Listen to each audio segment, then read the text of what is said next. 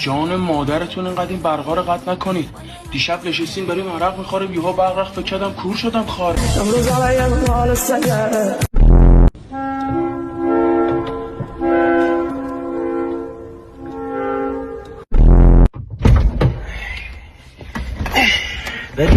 بریم.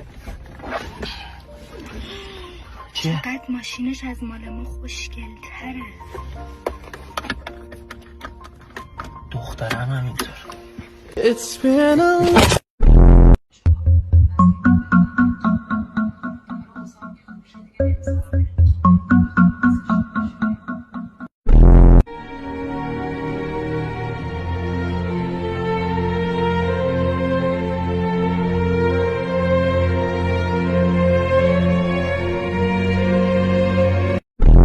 داداش میای بریم بیرون؟ نه حاجی حوصله ندارم. بابا بیا بریم بیرون دیگه، این بدفاز بازی ها چیه؟ حسش نیست دیگه، خدایی حسش نیست. بیا بریم مهمون من. بریم سلطان بریم.